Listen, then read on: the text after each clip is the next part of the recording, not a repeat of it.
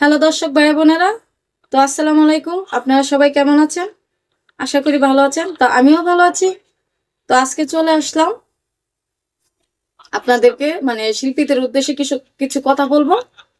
বাংলাদেশে যত শিল্পী আছে তাদের সবার উদ্দেশ্যে আমি একটা কথা বলবো।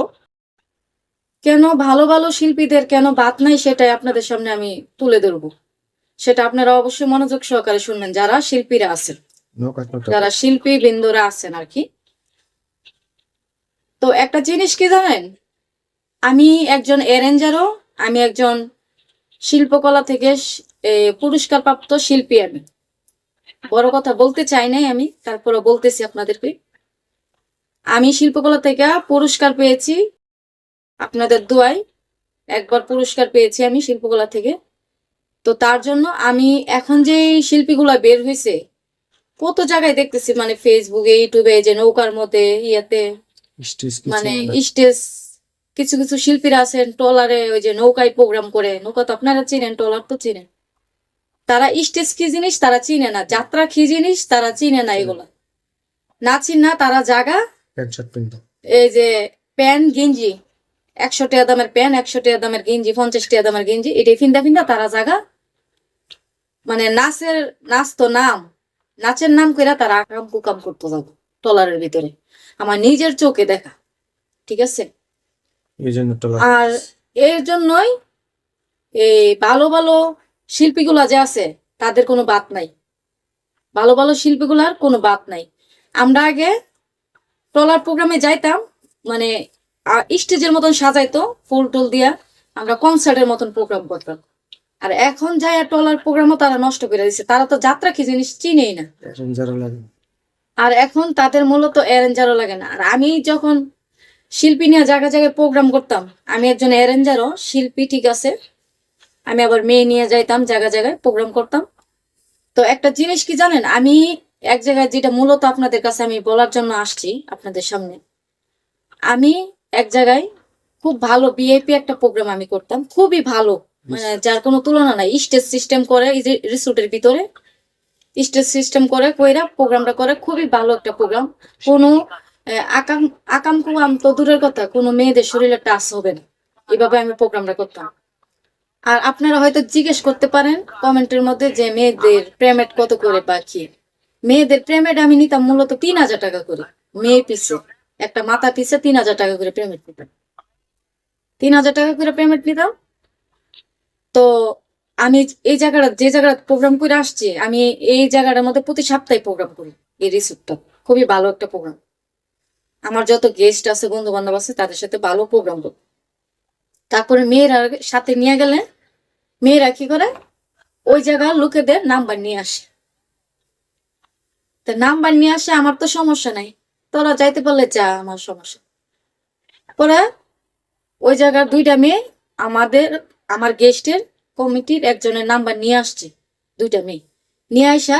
তারা পরবর্তীতে আমারে ছাড়া আমার ওই প্রোগ্রামে তারা গেছে, পরের সপ্তাহে প্রোগ্রামে যখন গেছে, তো ওই লোকেরা কি করলো, তাদেরকে ওই রিসোর্টের ভিতর ঢুকাইয়া তালা মাইরা দিছে।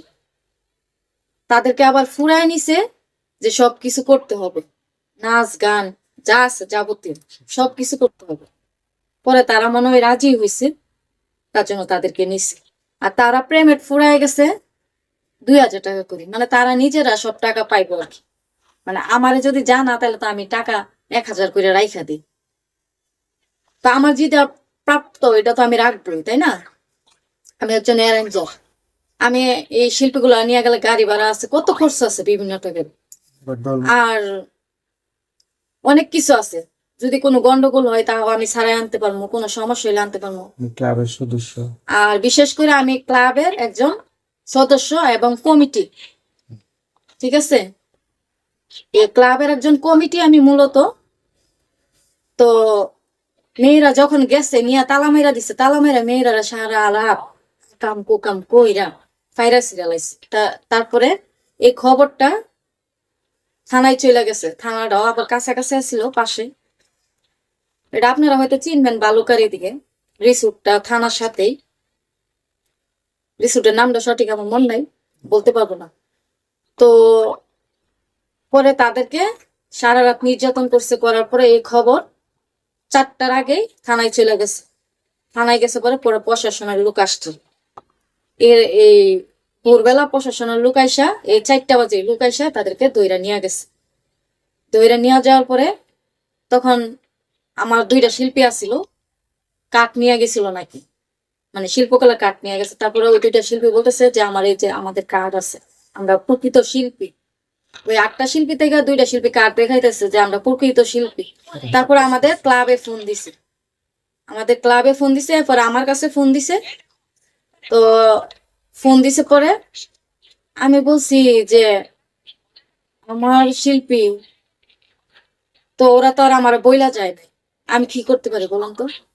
পরে আমি আমি ভালো মানুষ দেখে, ভালো শিল্পী দেখে আমি গেছি, যাই 2টা মেয়ের কার্ড আছিল, আমি সব করে আনতে চাইছিলাম। ওরা যেটা মন ওইটা করছে, আমি সব করে আনতে চাইছিলাম। 2টার কার্ড আছে দিকে 2টা ছেড়ে দিছি ওখান থেকে, একটা টাকাও নেয় নাই তারা, প্রশাসনের লোকেরা ওই 2টারে ছেড়ে দিছে। আর বাকি যারা আছে কমিটির লোক, যত গেস্ট আছে সবাই আটকায় রাখছে, সবাই মানে তারা কাউরে ছাড়বে না। আর ওই শিল্পীরা আটকায় রাখছে। শিল্পী তো সব আমার পরিচিত, নাম বইলা লাভ নাই এগুলা। তো আমি 2টা শিল্পীরা ভাগ্যবালা কার্ড ছিল দিকা ছাড়াই আনতে পারছি। তো একটা জিনিস কি জানেন দর্শক ভাইয়ারা আপুরা, শিল্পীদের উদ্দেশ্যে বলতেছি বিশেষ, আর এই যে একটা কথায় কয় না, গুড়া ডেঙ্গায় ঘাস খেলে কি হয়, তাদের এই অবস্থা হয়েছে বর্তমানে। তো আপনারা শিল্পীদের আপুদের উদ্দেশ্যে বলতেছি, তো আপনারা কখনো এই ভুলটা করবেন না, অ্যারেঞ্জার ছাড়া কোথাও যাবেন না। যাইলে এরকম বিপদে পড়বেন। মানে আপনাদেরকে আমি মূলত এটা হুঁশিয়ার করার জন্যই মানে ভিডিওতে আসা, অন্য কিছু না। তো আপনারা কখনো অ্যারেঞ্জার ছাড়া যাবেন না। আগে গেছেন যাই করছেন, অ্যারেঞ্জার ছাড়া কখনো কোথাও যাবেন না।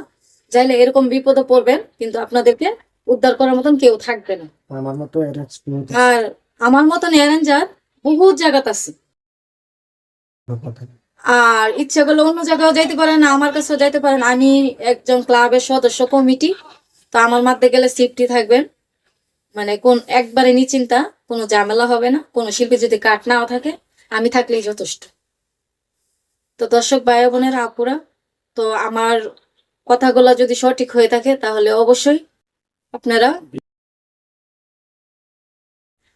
আর আরেকটা কথা বলা হয় না, ভিডিওটা বানাইছি এর জন্যই, আজকে আমাদের মতন ভালো শিল্পীদের জাতি শিল্পীদের কোনো বাত নাই কোনো জায়গায়। এই যে মেয়েরা আকাম কুকাম করে তাদেরই বাত আছে। তারা সব পারে, আমরা তো আর সব পারি না, তাই না? তো দর্শক ভাই বোনেরা, আমি আর বেশি কথা বাড়াইতে চাই না। আপনারা হয়তো অবশ্যই বুঝতে পারছেন যারা শিল্পী বিন্দুরা আছেন, তো তাদের উদ্দেশ্যে আমি ভিডিওটা মূলত বানানি। আপনারা অবশ্যই আমার কথাটি বুঝতে পারছেন। আপনারা কখনোই ভুলটা করবেন না, কোনো অ্যারেঞ্জার ছাড়া, কোনো ছাড়া আপনারা প্রোগ্রামে যাবেন না। যাইলে আপনাদের এরকম বিপদ হবে।